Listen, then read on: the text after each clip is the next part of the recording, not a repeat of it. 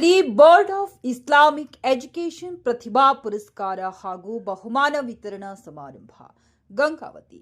ಅಕ್ಷರ ಕಲಿಯುವ ಮತ್ತು ಕಲಿಸುವ ಚಟುವಟಿಕೆಯನ್ನ ಪುಣ್ಯದಾಯಕ ಕರ್ಮ ಎಂದು ಇಸ್ಲಾಂ ಪರಿಗಣಿಸುತ್ತದೆ. ಸಂಪತ್ತನ್ನ ನಾವು ಕಾಪಾಡುವುದಾದರೆ ಜ್ಞಾನವು ನಮ್ಮನ್ನ ಕಾಪಾಡುತ್ತದೆ ಎಂದು ಬಿಐಇ ರಾಜ್ಯ ಕಾರ್ಯದರ್ಶಿ ರಿಯಾಜ್ ಅಹಮದ್ ರೋಣ ಹೇಳಿದರು.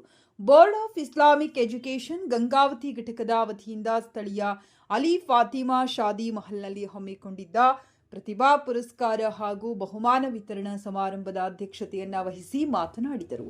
ಮುಖ್ಯ ಅತಿಥಿಯಾಗಿ ಆಗಮಿಸಿದ್ದ ಜಿಐಒ ಸೇಂಧನೂರು ಘಟಕದ ಸ್ಥಾನೀಯ ಅಧ್ಯಕ್ಷೆ ನೇಹಾ ತಸ್ಲಿಂ ಮಾತನಾಡಿ, ಜ್ಞಾನವು ಬೆಳಕಾಗಿದ್ದು ಅದು ಅಂಧಕಾರವನ್ನ ಮತ್ತು ಅಜ್ಞಾನವನ್ನ ತೊಲಗಿಸುತ್ತದೆ. ದೇವರ ಶ್ರೇಷ್ಠ ದಾಸರು ಹೆಚ್ಚು ಕಲಿಯುವವರಾಗಿರುತ್ತಾರೆ ಎಂದು ಹೇಳಿದರು. ಅತಿಥಿಗಳಾದ ನಿವೃತ್ತ ಸರ್ಕಾರಿ ಶಾಲಾ ಮುಖ್ಯೋಪಾಧ್ಯಾಯ ಮಕಬೂಲ್ ಎಂಬಿ ಕೊಪ್ಪಳ, ಎಸ್ಡಿಎಂ ಅಧ್ಯಕ್ಷ ಮೊಹಮ್ಮದ್ ದಳಪತಿ, ಶಿಕ್ಷಕರಾದ ಮೊಹಮ್ಮದ್ ಅಲಿ, ಡಾಕ್ಟರ್ ಅಂಜುಮ್ ತಾಜ್, ಡಾಕ್ಟರ್ ಝೋಬಿಯಾ ಆಫ್ಶಿನ್ ಅವರು ಸಂದರ್ಭೋಚಿತವಾಗಿ ಮಾತನಾಡಿದರು.